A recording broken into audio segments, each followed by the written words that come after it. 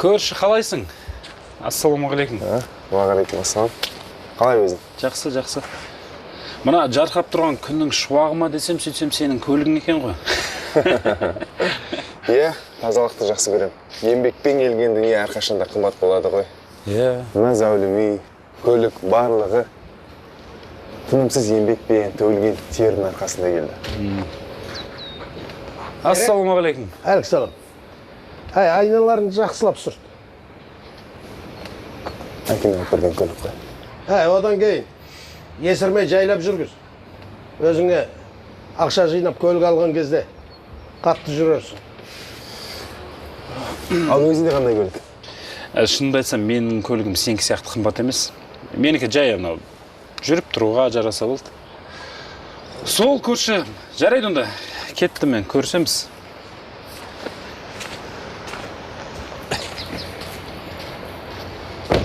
Абзал, менің машинам оталмай жатыр. Мен сенікімен барайын. Ал сені баратын жеріңе жол жөнекей жеткізіп тастаймын. Жарайды. Отыр. Жаным, жолың болсын. Жұмысыңа жақсы барып қайт.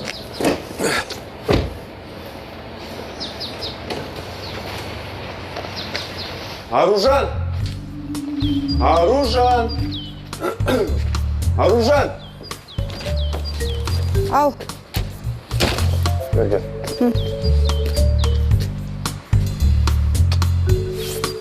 Саған не болған? Жанармайың бітті ме? Әлде бүгін тағы да достармен қыдыруға барасың ба? Не білдір қойдың? Ештеңе білдіргенім жоқ. Енді жұмысқа кетерде осылай жасап тұрамыз.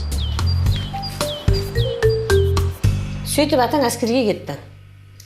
Қазіргі кезде жігіттерін әскерден күте алмайтын қыздар көп қой. Ол кезде қазіргідей 1 жыл емес, бақанда 2 жыл күттім. Не айтып жатсыңдар? Жай, екеуміздің танысқанымыз жайлы айтып жатыр. Ербол, апаңның айтқан сөздерін біреуіне десем бе? Неге? Өйткені ол өзі менің артымнан жүгірді. Соны мен аяп кеттім де, ала сал. Шын ба? Сіз маған жаңа басқа әңгіме айтып жатыр едіңіз ғой. Жа, атаңның сөзі өтірік, іш жайында. Зайсаннан келіп, артымнан жүгірген өтірік пе не? Жүгіргенім рас. Сен Алматтың артынан, мен сенің артынан. Ал менің артымнан дәу ит қуып келе жатты. Сәлем, қалайсың?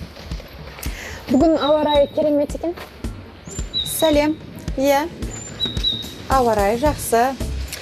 Бүгін нағыз үй жинайтын күн. Меніңше жақсы әйел үй жинауға ауа райын таңдамау қажет. Мүмкін. Әйтеуір менің ем таза, жинаулы. Айтпақшы Аружан, қараш, кеше Абзал соңғы үлгідегі жаңа телефон сатып берген еді, енді ішінен калькулятор таба алмай тұрғаным. Мен негізі есепке жақсымын. 2-ге 2-ні қосу керек пе, әлде 3-ге 3-ті ма? Бірақ сен бұны білмейтін шығарсың, бұл қымбат телефон ғой. Есімнен шығып кетіпті.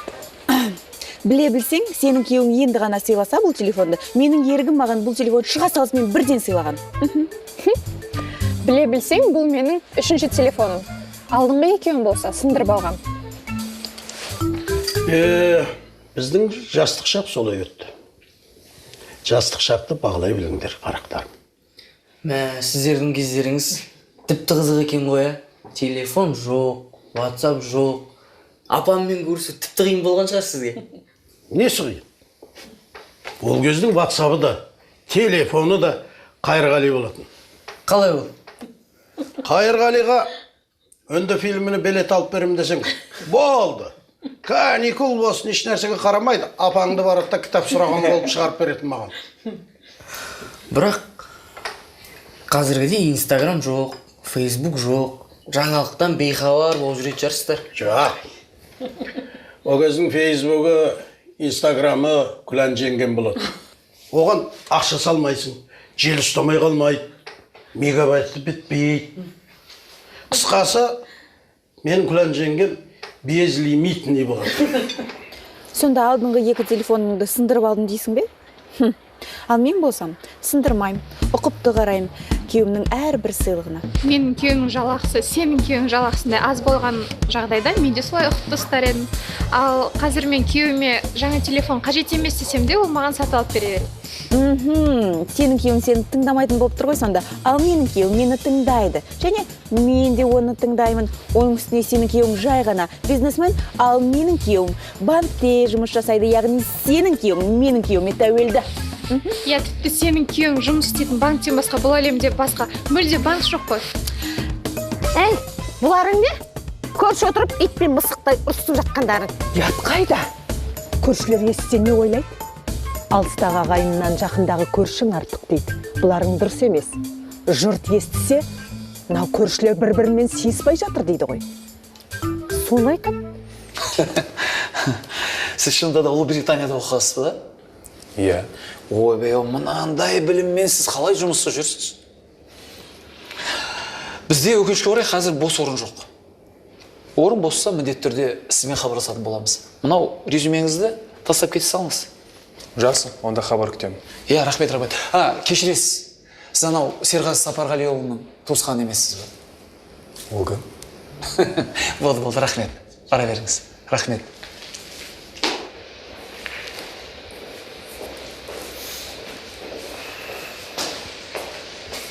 Ой, көрші. Ассалаумағалейкум. Қалайсың? Ассалам. Жақсы, шүкір Аллаға. Мұнда не істеп жүрсің? Жай, шаруамен жүргем.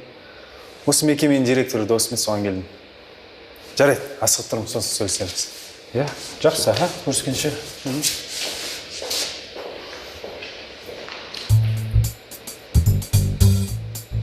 Ендігәрі бұндай қателіктеріңді көрмейтін болайын. Соны айтам демей маған қосылсаңызшы. Ләйлә апаларың дұрыс айтады. Жүркісің дейді. Индира, біз өте сыйлы отбасымыз. Танымаловтар отбасы. Осыны есіңе сақтап ал. Мәссаған! Мынау не деп тұр, ей? Сендер сонда елге сыйлы отбасы болғанда сыйлы емес отбасылар қандай болады екен, ей? Біле білсеңдер, сендерден үлгі аларлықта ешқандай тәрбие көріп тұрған жоқ. Индира, мен ұста. 3-ші дүниежүзілік соғыс басталғалы тұр. Ата, сіздің маған қарағанда өмірден жиған тәжірибеңіз, ақылыңыз да көп қой. Сізден бір нәрсе сұрасам бола ма? Әне мені де персіш.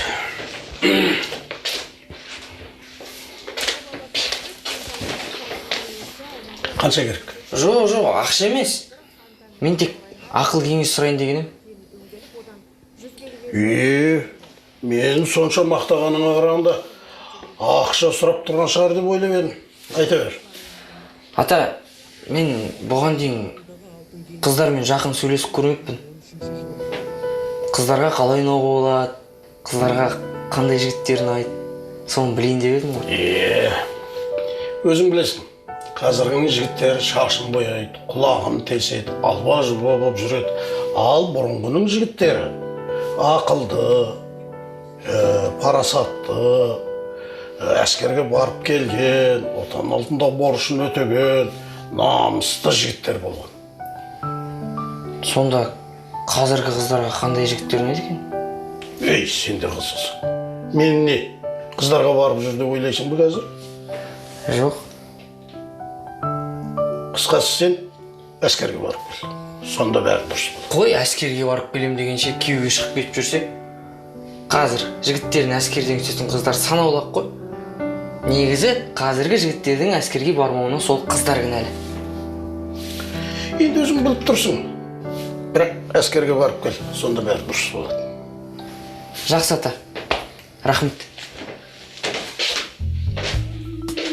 Сендер көшіп келмей тұрғанда осы көшеде ешқандай шу жоқ еді, тып-тыныш еді. Ұнамаса көшіп кет. Бұрынғы көршілеріміз жақсы еді. Онда неге бұрынғы көршілеріңменен көшіп келмедіңдер осында? Апа, Ләйлә апай, ұрыспай қояйықшы. Жүріңіз үйге. Оның үстіне біздер Жұлдызбаевтар елге сыйлы отбасымыз. Ал сендер жай сыйлысыңдар, ал біз өте сыйлы отбасымыз. Мыналар соңына дейін ұрысуды да білмейді екен. Жүріңізші анашым, үйге барып, шай ішейікші. Айтқали, ассалаумағалейкум. Алейкум ассалям. Қалайсыңдар, жұмыс қалай? Жақсы. Жаңағы кабинеттен шыққан жігіт қандай мәселемен келді? Жаңа шыққан ба? Жұмыс істеп келген екен. Резюмесі керемет екен. Шетелде оқыған екен, 4 тілде еркін сөйлейді екен. Бірақ енді білесіз ғой, Қазақстанда жақсы жұмысқа кіру үшін таныс жоқ адамның шансы жоқ қой.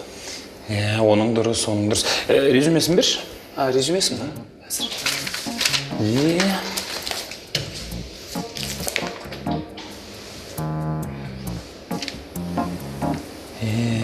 Демек, таныс жұмысқа аламын де. Жарайды, мен резюмесін өзіммен алып кетейін, я? Ал, сәттілік. Көріскенше.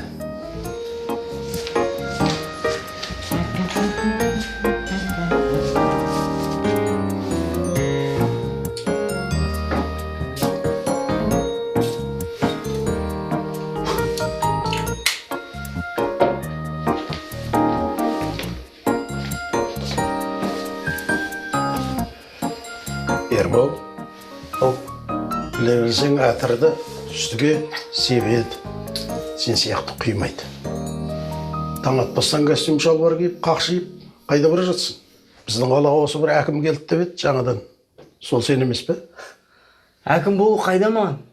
Жай көршіге бара жатырмын. Өткенде көмектескенде арамызға алып қойып, соны алып келейін. Немене, костюм шалбар кимесең араны бермейміз дей ме? Мен сыртқа шығып бара жатырмын, өзіме әкеле салам. Жоқ, ата, өзім барам мен. Үлкен кісіні жібергеннес, үйіндегі балалары қайда қарап жүр екен деп жүрер. Сіз демала беріңіз, мен өзім барып қайтам. Жастар, кезінде апаңды алуға барғанда да костюм шалбар кимегем. Арана алып келу үшін сонша сәнденгеніңіз. Мен оны шетелдік кинолардан көрдім, ата. Осылай барады. Сіз одан да ойлана беріңіз, тағы бір нәрсе қалып қойса, тағы барып қайтам. Соның бәрін осы бір барғанда алып келуге болмай ма? Ата, мен сіз үшін көршінің үйіне күніне 1000 рет баруға дайынмын. Жақсы, мен кеттім. Уақытым жоқ. Әдемі болып тұрмын. Расында да осылар мен үшін бәріне барар ма екен? Үшінші телефон алдым деп мәз болып отыр ғой. Қысық сонда. 2 телефонды сындырып алып, өзінің салақтылығымен мақтанып отыр ма? Мен ақылдымын деп өзінше болады да отырады. Түк те ақылды көріп тұрған жоқ. Тұрған мақтаншақ. Содан бір сұрағандай. Келін де өзіне ұқсаған. Сумай. Бірақ дивандары күшті, қолтырауының терісінен жасалған дей ма? Түк те күшті емес. Дым күшті емес. Анда бардым, мұнда бардым деп шетелдерге барғанын айта береді.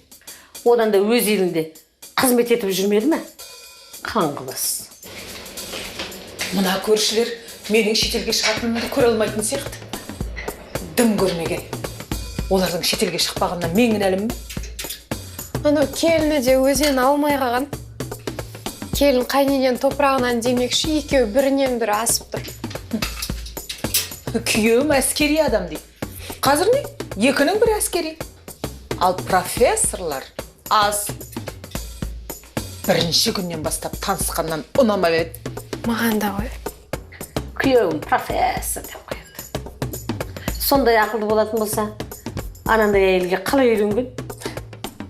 Өмірімде ондай көкбет әйелдерді тек үнді фильмнен ғана көрген шығармын. Келін де өзінен алмай қалған, кәдімгідей. Осы қолтырауының үстіне жылан қалай жатады екен? Қандай жылан? Анау, Ләйлә деген жыланды айтам. Енді қарап бармай шағып алып жүрсің.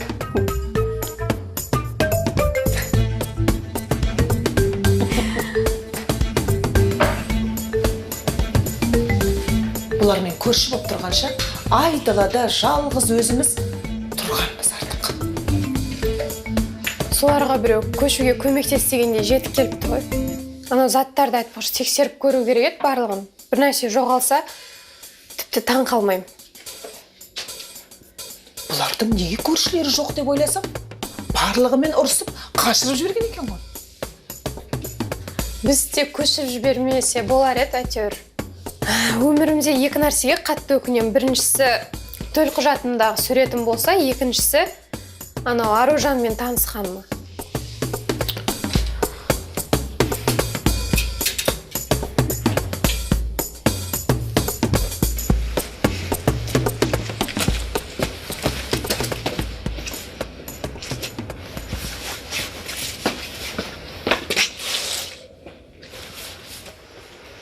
Сәлем, Маржан.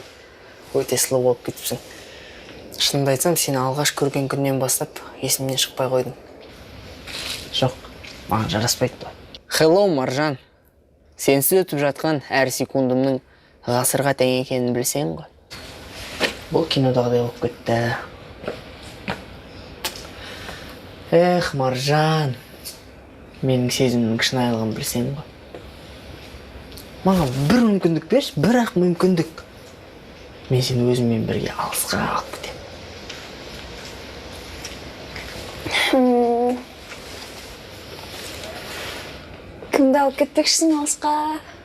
Кімді? Ешкімді?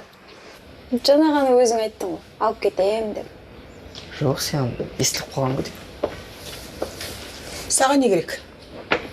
Өткенде сіздерге көмектескен кезде Маржан қалып қойып, соны алып кетейін дедім ғой. Түсінбедім.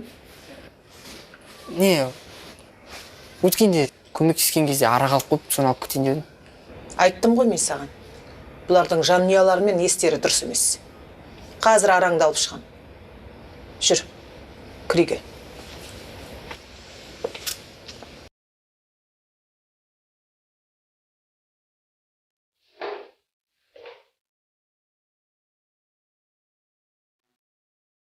Ербол, үстіңе костюм шалбар киіп, қолыңа арастап қай жақтан келе жатсың? Әлде әкімшіліктің алдына ағаштарды кесіп келе жатқан жоқсың ба? Жоқ, апа. Осы сіз маған айтыңызшы. Жұмадан қай қасиетін бағалап тұрмысқа шықтыңыз? Сен таңертеңнен бір жәрі сұрай бердің ғой. Кітап жазып жатқан жоқсың ба? Жоқ. Бірақ кітап жазатындай, ел сүйсінетіндей жанұясыздар ғой. Енді Жұман атаңның басты қасиеті бір нәрсені мақсат етсе, сол мақсатына жетпей тынбайтын. Бірақ кітап оқымайды. Кітапханаға мені көру үшін ғана баратын. Кейде 5-6 сағат отыратын. Маған айта алмайтын сөздерін сол мен оқитын кітаптардың арасына хат жазып қалдырып кететін. Кітап дейсіз ғой. Таптым. Апаның орнына қоя салыңызшы. Бұған не болған?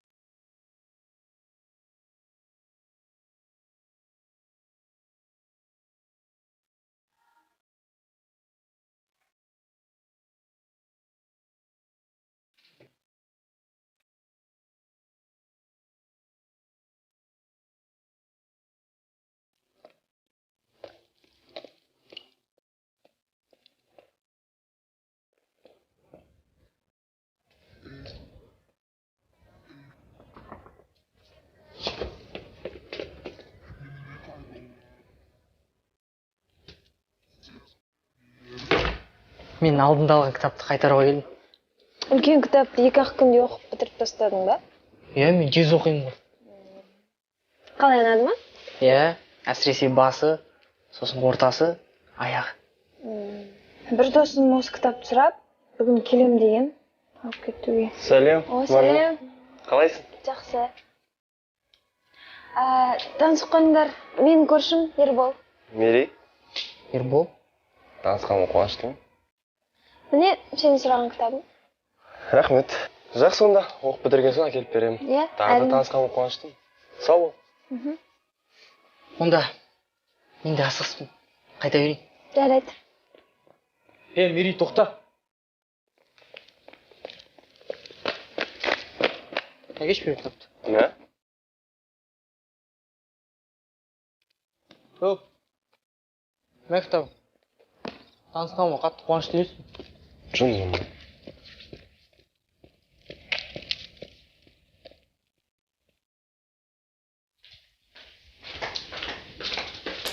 Еркош, не болды?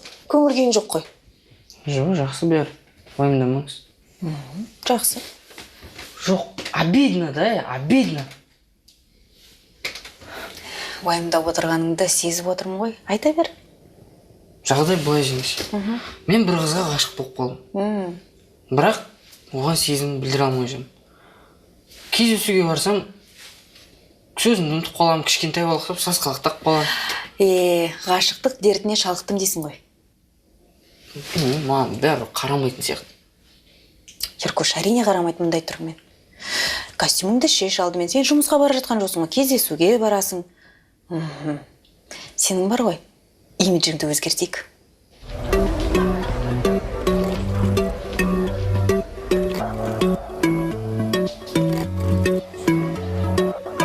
Сіз жаным бер жақын келші, өзіңе ғашықпын, қолыңды берші. Еркош, сен мына түріңмен қызбен кездесуге емес, тренировкаға бара жатқандайсың. Болмайды мына түр. Талпына асықтым, бағыма енші, бері қарап айт, іштегі сырыңды айт, сүйкімді сұлу бейнеңе жаным сансыз лайк. Міне, осы керемет болды. Нағыз заманауи сері жігітке айналдың. Енді кез келген қыз саған сына қалады. Аз уақыт жолықсақты кеше, жанымды сен жолып алдың. Опа, ғашықпын, опа, білмедім жегімді байма, жоқпа, бір көргеннен. Так, түр реттелді. Енді мұқият тыңда. Қыз қашанда өзіне сенімді және өзінің сөзін өткізе алатын жігітті ұнау тапты. Сонда сізге не, ергаға ұнамай ма не? Ол мүлдем ондай емес қой. Сен көп сөйлеме. Еркош, қызға бірден өзіңнің талабыңды қойып таста. Және де нағыз жігіт екеніңді көрсет. Ол өзін сенің қасында нәзік жанды ретінде қабылдау керек. Сезіну керек. Және де дүкенге бар жатқан кезде гүл алуды ұмытпа. Есте сақтадың ба? Сақтадым. Болды. Сәттілік. Бар. Жақсы.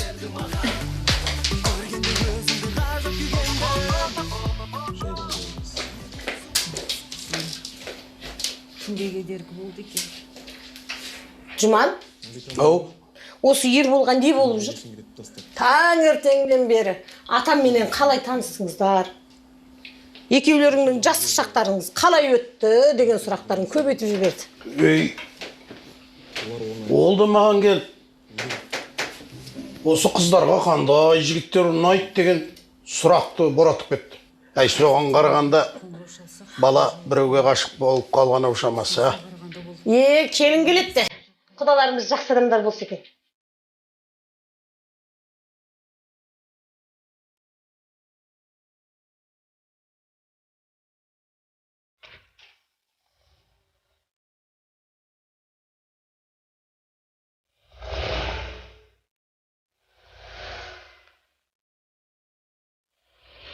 Маржан, қалайсың дау? Түсінбедім. Сіз шуда мен ана жігітке айырбастап кеттің ба? Не деп тұрсың, қайдағы айырбастаған? Сен өзің түсініп тұрсың ба не деп тұрғаныңды? Расул аға, керек емес. Бергеш? Аға? Бәріміздің басымыз осындай кеш таста қосылады. Сіз отырмай айт отырыңдар. Жұмыстарың қалай? Не бітірдіңдер? Не шаруа? Жұмыс жақсы, өзгеріс жоқ екен. Сөз отырмай айтсаңдаршы. Үйде отырған бізге қызық қой. Айтып отырмын ғой. Өзгеріс жоқ, күнделікті жұмыс. Анаған бір, мынаған бір тисе бермей, Ерболдың өзінен тікелей сұрамайсың ба? Менде жаңағы жоқ, мен үйде болдым. Ана көзге не болды? Көзімді бағана есікке соғып алғам. Ол бір боксер есік болды ғой.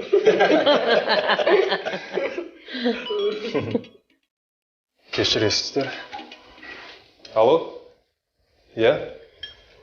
Ерік, сіз бүгін бізге резюме қалдырған болатынсыз. Иә.